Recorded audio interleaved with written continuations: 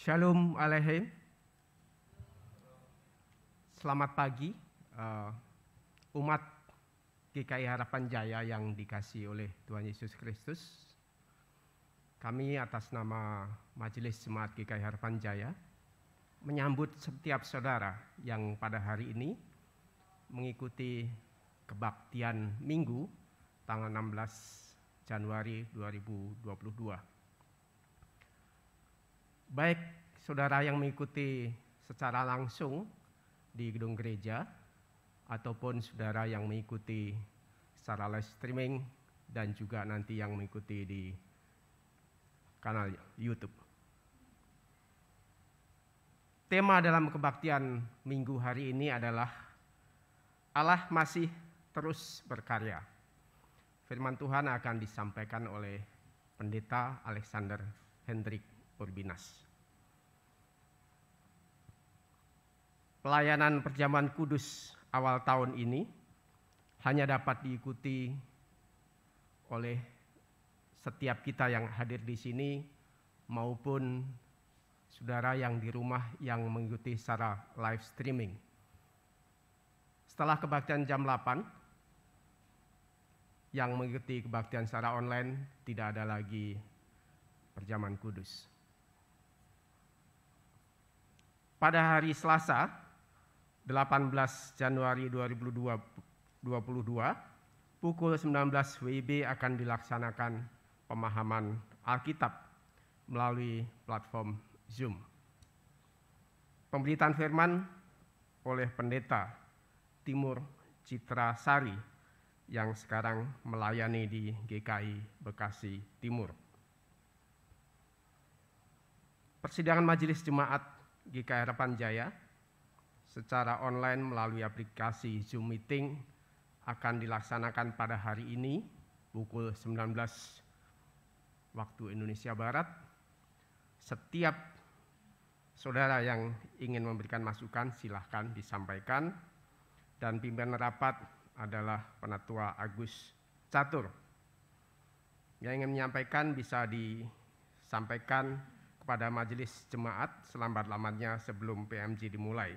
Jadi jika ada jemaat yang ingin mengusulkan sesuatu bisa disampaikan. Telah diterima sebagai anggota jemaat GKI Harapan Jaya berdasarkan surat pernyataan atestasi masuk atas nama Bauman Tiroy Situmorang, status anggota SIDI, alamat Perum Harapan Jaya, Jalan Rasa Mala 3, Blok A nomor 287, RT 007 RW 010 Bekasi Utara, Gereja Asal GKI Gresik, Jawa Timur. Status keluarga yang mengikuti atestasi masuk adalah anak atas nama Zizel Elizabeth Griselda Jekonia Situmorang. Benar Pak ya? Majelis Jemaat dan Jemaat mengucapkan selamat datang, selamat beribadah, dan selamat melayani di GKI Harapan Jaya. Kami mohon dengan hormat Bapak Bauman bisa maju ke depan untuk menerima penyerahan buku anggota.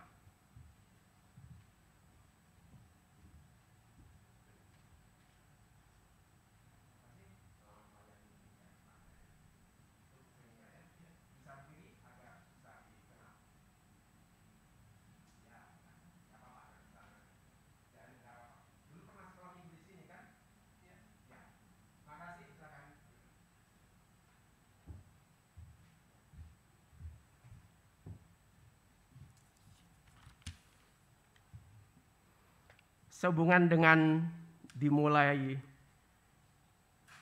adanya layanan BPJS per Januari 2022 dari Rumah Sakit Ukrida, berikut adalah penayangan video pemberitahuannya.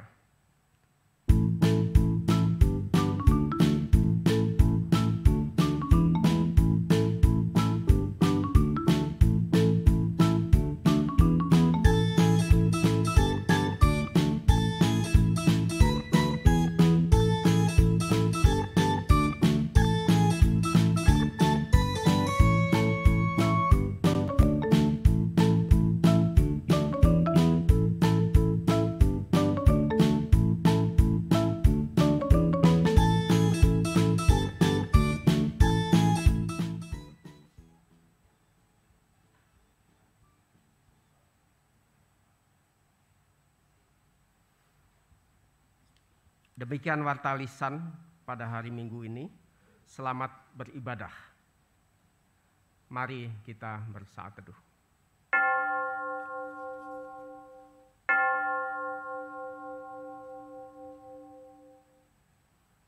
Kami undang umat berdiri.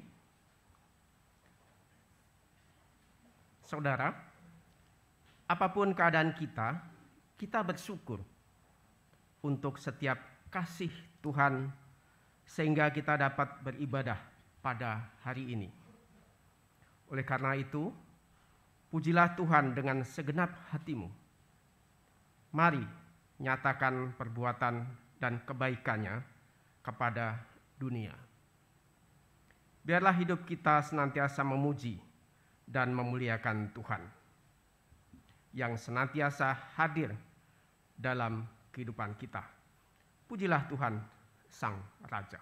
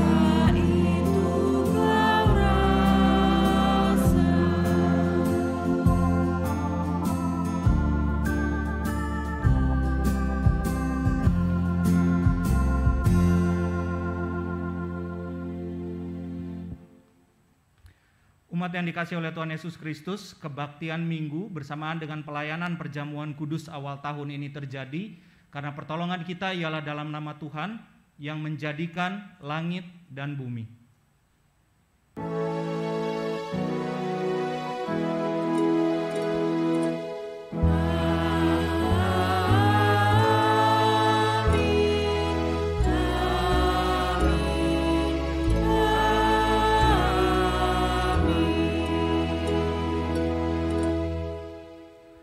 Salam sejahtera bagi saudara yang datang dalam nama Tuhan. Tuhan beserta saudara.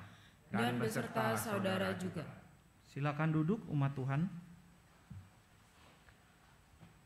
Saudara-saudara yang dikasihi oleh Tuhan Yesus Kristus, pada minggu ini tema kita adalah Allah masih berkarya. Melalui tema ini kita sebagai umat diingatkan untuk dalam kesulitan hidup sekalipun, kita menghayati bahwa Allah tidak berhenti berkarya menyatakan keselamatan. Dan kita tidak berputus asa dan terus percaya pada karya penyelamatan Allah. Dalam hidup ini, kita sering berlomba-lomba untuk memuaskan kebutuhan kita pribadi. Namun dalam melayani, seringkali kita menunda atau menyatakan ketidaksiapan karena masih memikirkan kepentingan pribadi. Oleh karena itu, mari kita bersatu di dalam doa pengakuan dosa. Kita berdoa. Ya Kristus, begitu tidak ternilai kasih dan pengorbananmu untuk hidup kami. Namun kami seringkali sulit untuk meneladankan Engkau. Hidup kami ini pada akhirnya mengalami kekosongan Tuhan. Tuhan, ampunilah kami. Tolong ingatkan kami kembali akan anugerah dan kasih-Mu ya Bapa, agar hidup kami ini boleh sungguh-sungguh bermakna dan menjadi berkat bagi sesama dan lingkungan di mana kami berada. Biarlah anugerah-Mu tersebut tidak menjadi sesuatu yang sia-sia karena keberdosaan kami. Di dalam nama Tuhan Yesus Kristus, kami berdoa. Amin. Kami undang umat berdiri.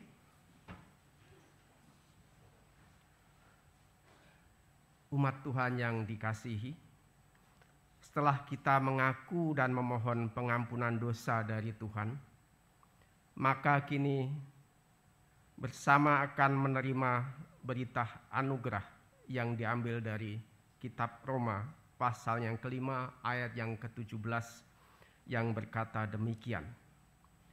Sebab jika oleh dosa satu orang maut telah berkuasa oleh satu orang itu, maka lebih benar lagi mereka yang telah menerima kelimpahan kasih karunia dan anugerah kebenaran akan hidup dan berkuasa oleh karena satu orang itu, yaitu Yesus Kristus. Demikianlah berita anugerah dari Tuhan. Syukur kepada Allah. Sebelum memasuki pemberitaan firman Tuhan, mari kita memuliakan Tuhan dengan memuji melalui Kidung Jemaat 402 bait pertama sampai yang ketiga. Ku memerlukan juru selamat.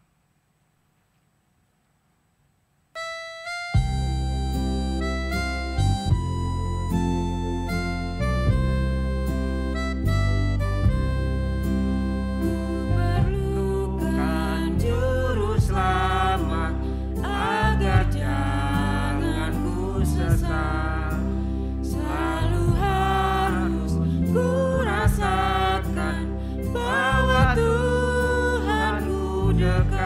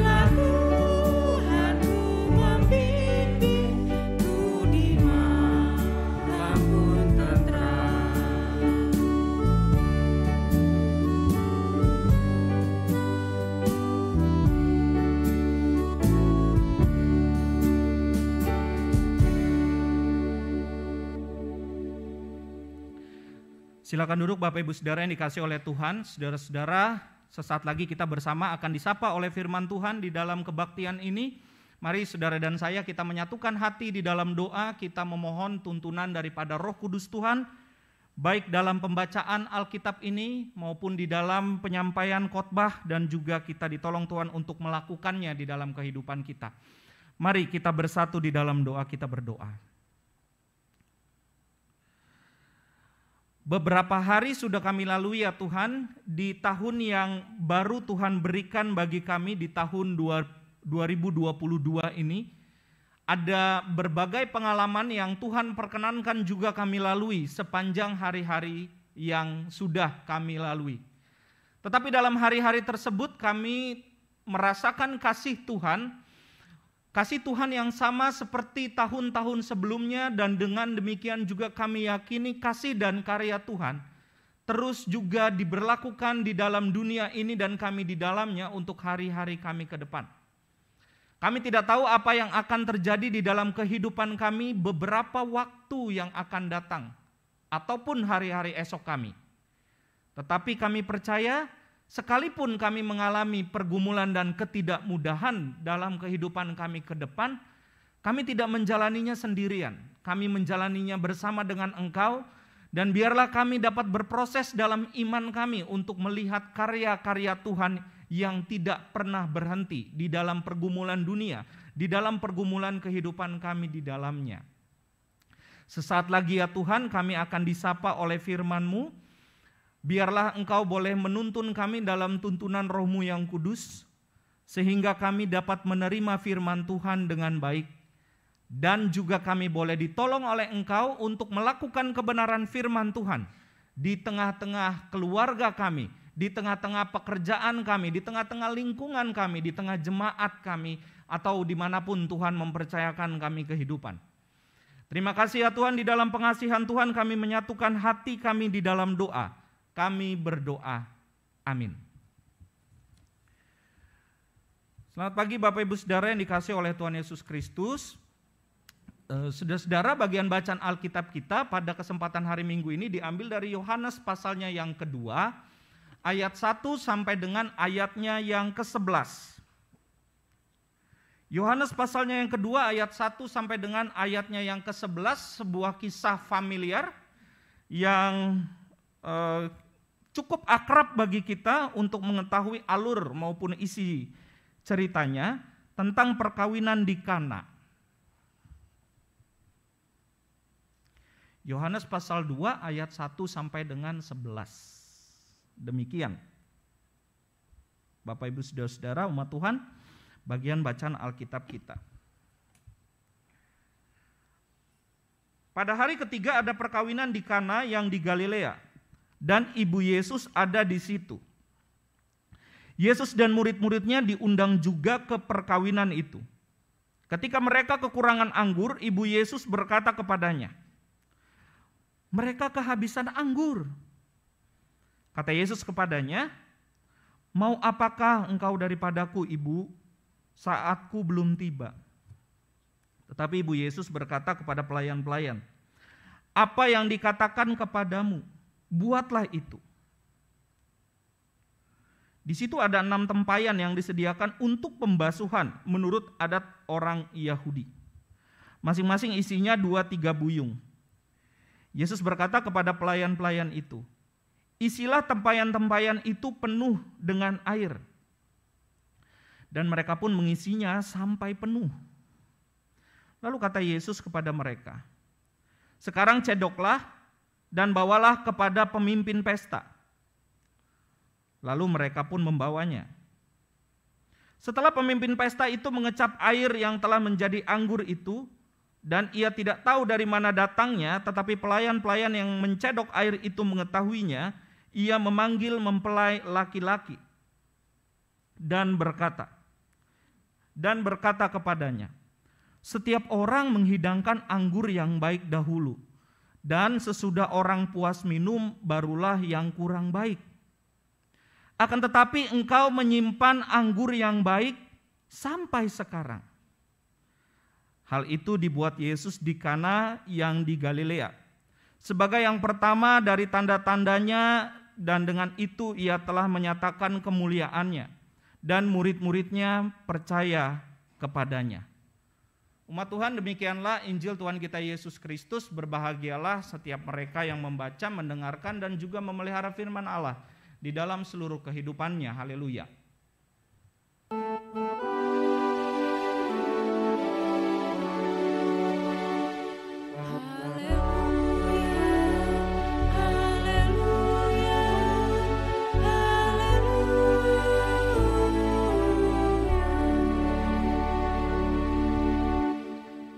Selamat pagi Ibu Bapak Saudara yang dikasihi oleh Tuhan Yesus Kristus.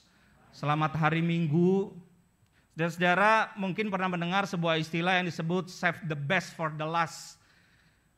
Jadi sisakan atau simpan yang terbaik itu paling belakangan. Ada banyak cara orang ketika makan, Bapak Ibu Saudara-saudara. Paling gampang kalau makan ayam fried chicken misalkan. Orang yang suka kulitnya itu ada yang dimakan paling terakhir, di eman-eman kalau kata orang apa sih? Orang Jawa ya itu ya. Udah bukan orang Jawa, Bapak pakai kata itu lagi katanya. Ada yang disimpan-simpan begitu ya karena suka bagian itunya. Jadi kalau itu yang sudah atau bagian kulit atau bagian crispy-nya itu kemudian diambil oleh orang, tidak jarang juga orang bisa marah.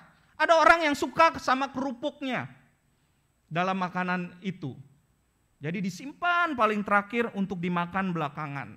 Saudara-saudara, dalam bagian bacaan Alkitab kita, save the best for the last itu tidak berlaku. Karena seperti yang kita baca tadi, anggur itu harusnya diberikan yang baik dulu.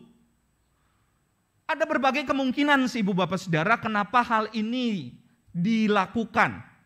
Ini sama sekali nggak ada hubungannya dengan agama Yahudi mengatur bahwa harus memberikan anggur yang paling baik dulu dalam sebuah perayaan, dalam sebuah acara, baru yang kurang baik itu belakangan.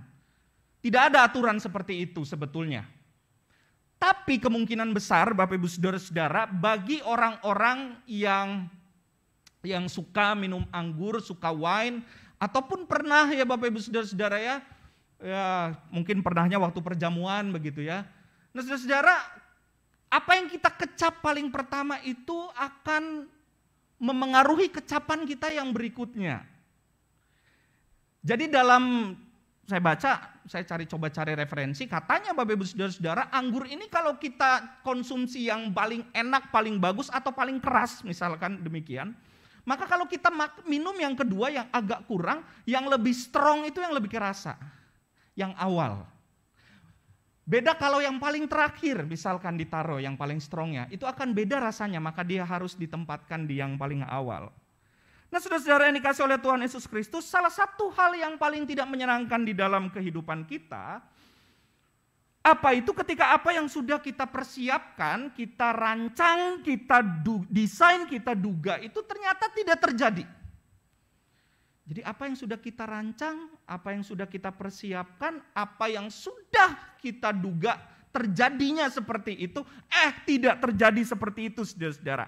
Atau kalaupun terjadi ada kendala-kendalanya ketika menjalani apa yang sudah kita persiapkan tersebut.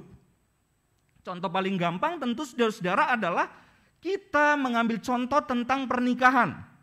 Supaya sangat dekat dengan bagian bacaan Alkitab kita pada hari ini.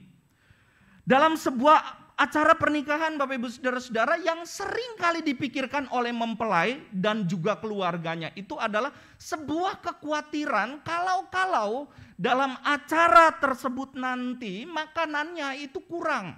Makanannya itu enggak cukup. Sehingga itu menjadi sesuatu yang dipikirkan terus-menerus. Takut kalau itu kemudian jadi kurang.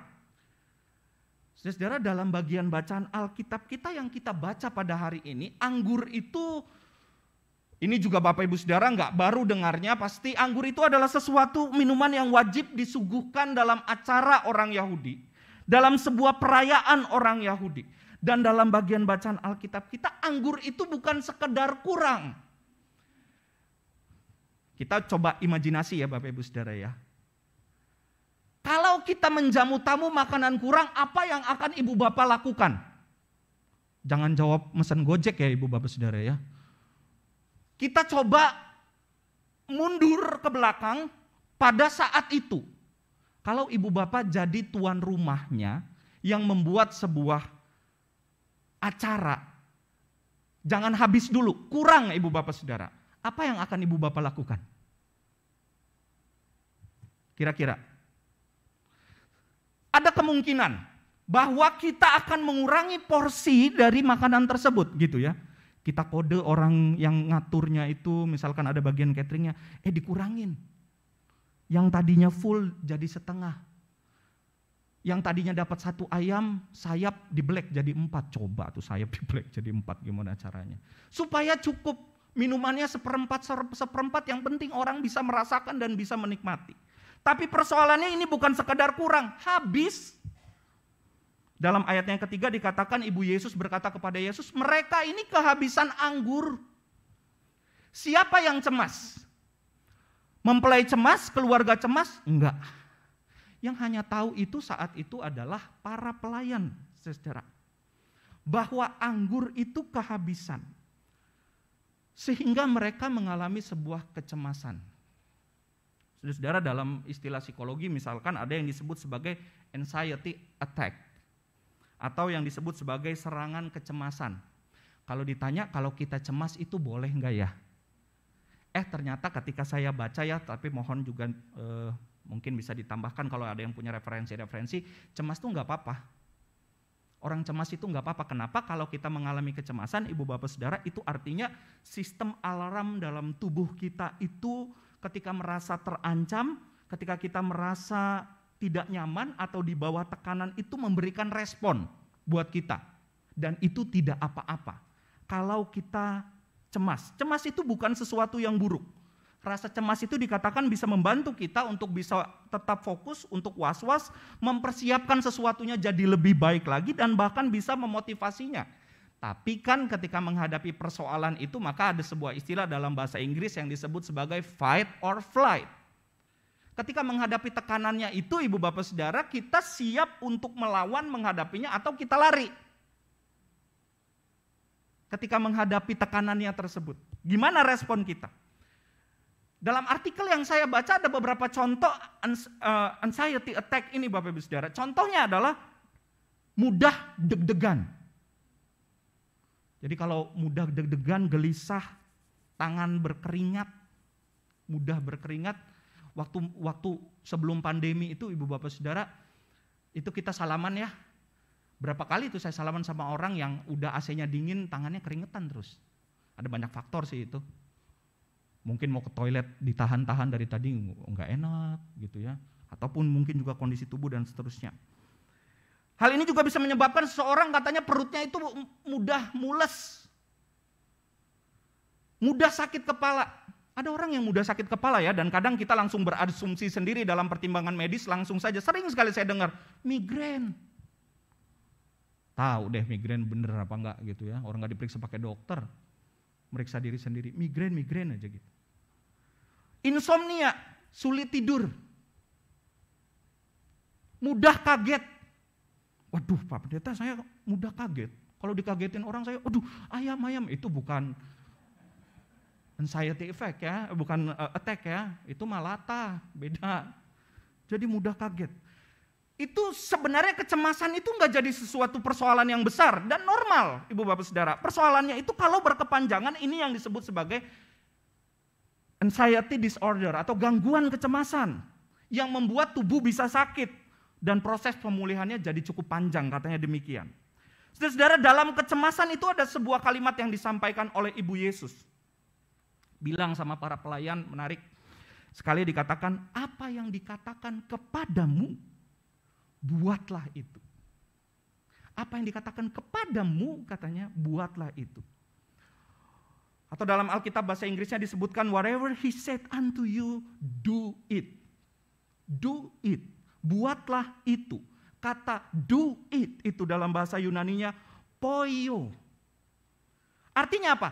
Bukan cuma lakukan. Poio itu artinya melakukan dengan tidak membantah. Melakukan dengan tidak ragu-ragu dan berusaha untuk percaya. Itu yang dikatakan oleh Ibu Yesus. Jadi lakukan tapi jangan bantah. Lakukan aja. Jangan ragu, lakukan aja. Dan berusaha untuk percaya dalam melakukannya. Nah, saudara-saudara yang dikasih oleh Tuhan Yesus Kristus, ini coba kita tarik buat hidup kita, Bapak Ibu Saudara.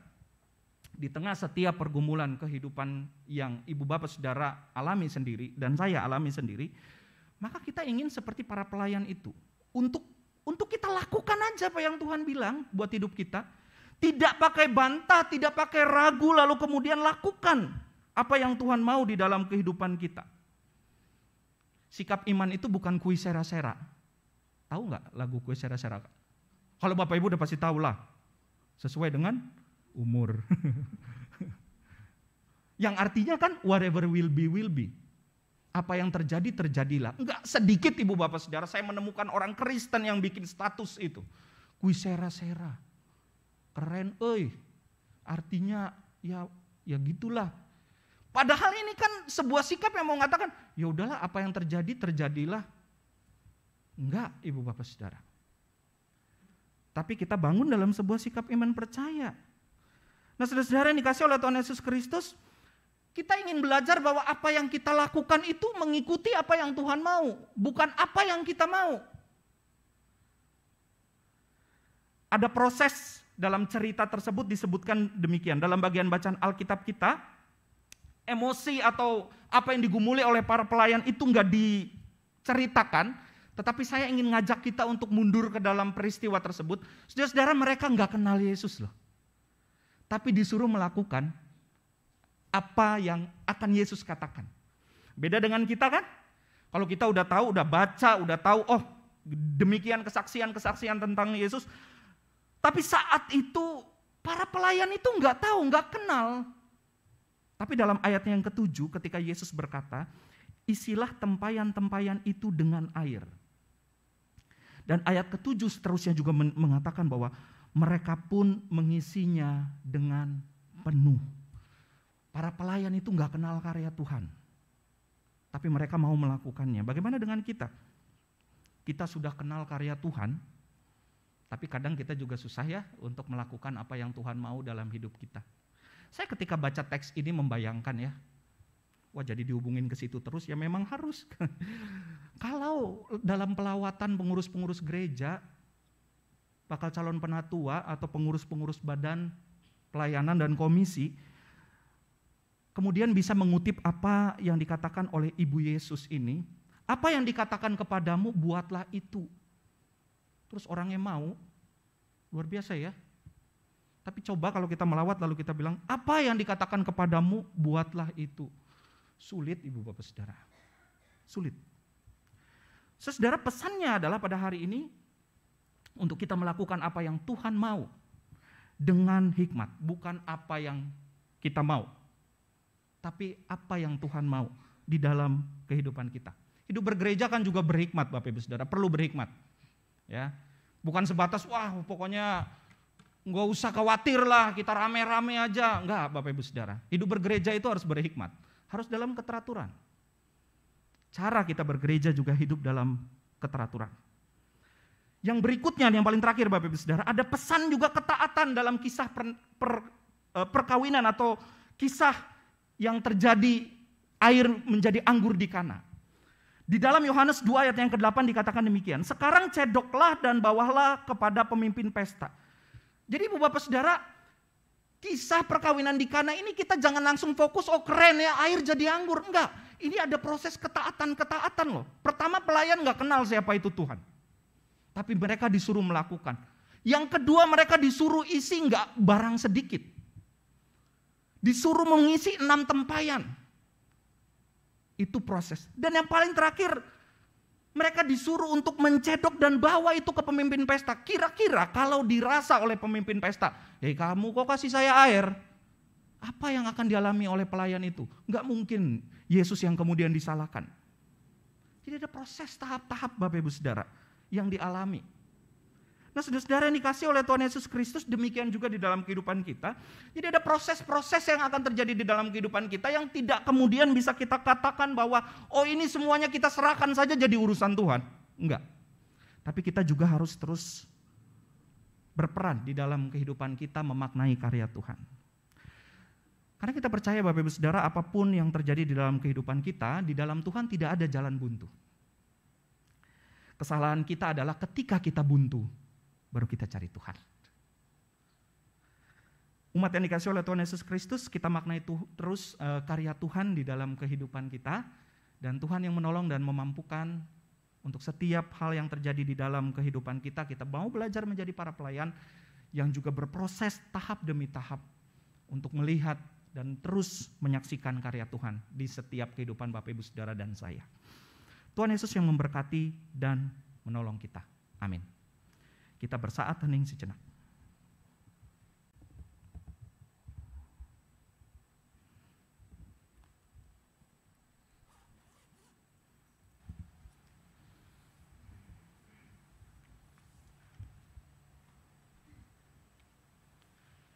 Umat Tuhan, marilah kita berdiri. Dengan mengingat janji baptis kita, marilah kita menyatakan iman percaya kita melalui pengakuan iman rasuli secara bersama-sama dengan menyatakan demikian. Aku percaya kepada Allah, Bapa yang Maha Kuasa, Khalik langit dan bumi, dan kepada Yesus Kristus anaknya yang tunggal Tuhan kita, yang dikandung dari Roh Kudus, lahir dari anak darah Maria, yang menderita sengsara di bawah pemerintahan, disalibkan, mati dan dikuburkan, turun ke dalam kerajaan maut. Pada hari yang ketiga bangkit pula dari antara orang mati, naik ke sorga, duduk di sebelah kanan Allah, Bapa yang Maha Kuasa. Dan dari sana Ia akan datang untuk menghakimi orang yang hidup dan mati. Aku percaya kepada Roh Kudus, gereja yang kudus dan am, persekutuan orang kudus, pengampunan dosa, dan hidup yang kekal. Amin. Silakan duduk. Kita masuk dalam doa syafaat. Umat Tuhan, mari kita berdoa. Kami menyampaikan dan memanjatkan doa-doa di dalam syafaat ini. Biarlah kehendak Tuhan yang terjadi di dalam permohonan yang kami sampaikan. Kami terus berdoa untuk kehidupan bersama kami saat ini. Kami berdoa untuk kehidupan antar umat beragama di negeri kami, kehidupan sosial, politik, ekonomi.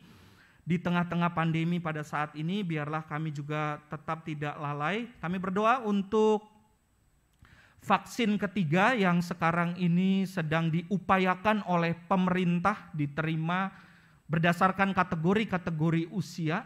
Biarlah kami sebagai warga negara dan warga gereja yang baik juga bisa turut ambil bagian pada waktunya.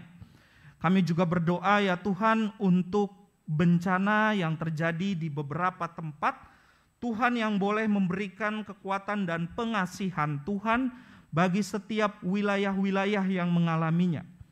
Kami berdoa untuk kehidupan bergereja, jemaat-jemaat gereja dimanapun demikian umatmu di GKI Harapan Jaya ini.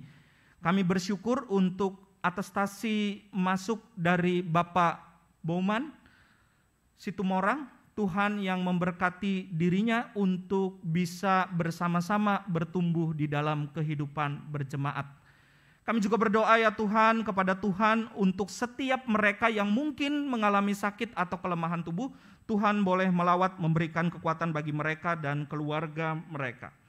Bapak, kami berdoa untuk saudara-saudara terkasih kami yang berulang tahun dalam satu pekan ini, untuk Ibu Felicia Kristianti, Penatua Vivi Florence Chen, dan Mika Gloria Wong yang berulang tahun pada tanggal 17 Januari.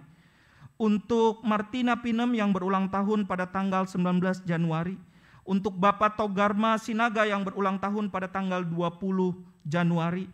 Untuk Ibu Tati Haryati yang berulang tahun pada tanggal 21 Januari. Maupun untuk Eva Margareta dan Nella Kristiani yang akan berulang tahun pada tanggal 22 Januari. Tuhan yang boleh memberikan sukacita bagi mereka. Kami berdoa untuk setiap orang tua terkasih kami, para lansia, keluarga-keluarga, adik-adik remaja, demikian juga untuk anak-anak sekolah minggu. Tuhan boleh memberkati setiap kami di dalam kehendak Tuhan, dan kami biarlah boleh menjalani kehidupan di dalam karya Tuhan. Terima kasih untuk kasih dan setiap hal yang Tuhan berikan bagi kami, dan biarlah kami bukan hanya menjadi orang-orang yang menerima kasih dan berkat Tuhan, tetapi kami juga menjadi orang-orang yang menyalurkannya di dalam kehidupan kami. Di dalam nama-Mu Tuhan kami Yesus Kristus, kami menyatukan hati kami di dalam doa, kami berdoa. Amin.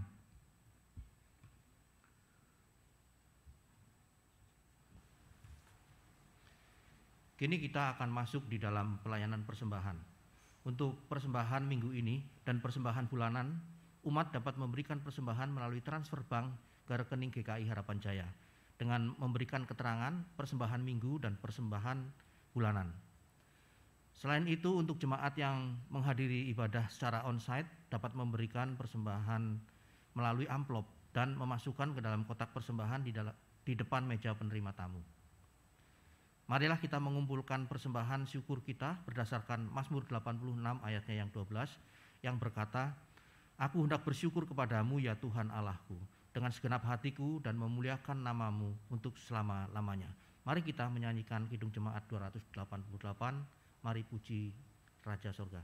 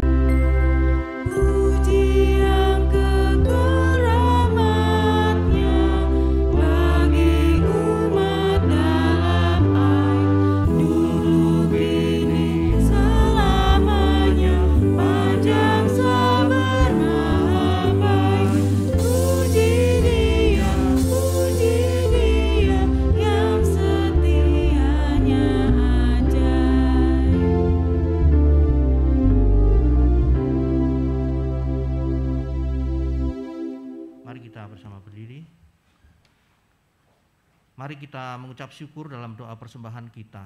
Mari kita berdoa. Ya Tuhan, ada banyak berkat yang telah Engkau berikan di dalam hidup kami. Namun kami seringkali tidak puas dan selalu meminta begitu banyak hal kepadamu. Melalui persembahan yang baru saja kami berikan ini, maka kami ingin Engkau dapat mengingatkan kami untuk juga dapat bersyukur dan berterima kasih untuk setiap berkat-Mu tersebut. Melalui persembahan ini, kami juga ingin belajar untuk dapat rindu mempersembahkan hidup kami untuk melayani Engkau melalui jemaat-Mu di tempat ini. Inilah doa persembahan kami, di dalam nama Tuhan kami Yesus Kristus kami berdoa. Amin. Silakan. Kita bersama-sama berdiri.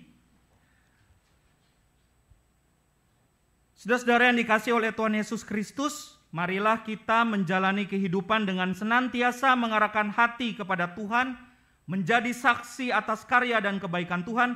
Mari kita menyanyikan Jalan Hidup Tak Selalu.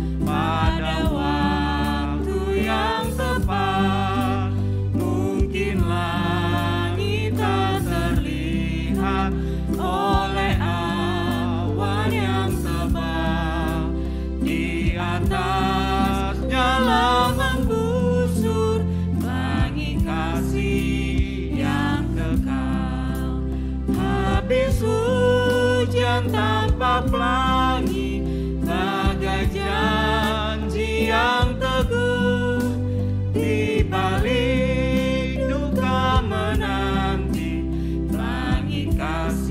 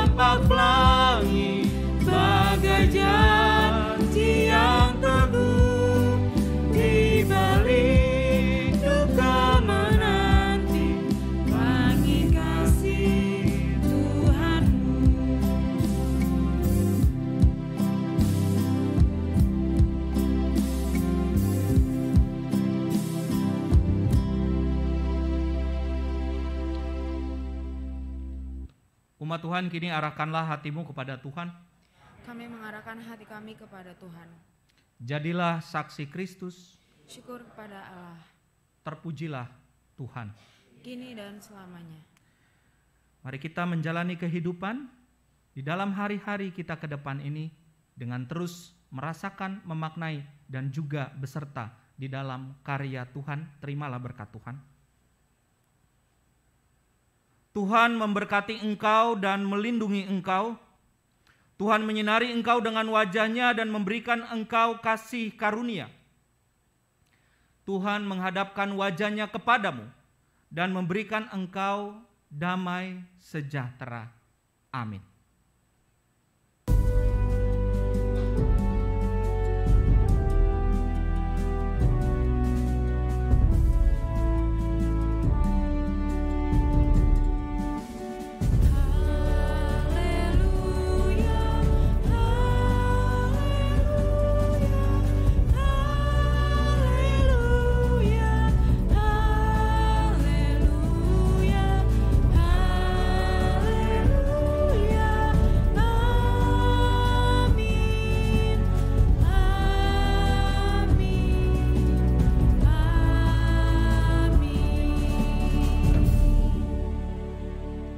Umat dipersilahkan duduk dan mengambil saat teduh.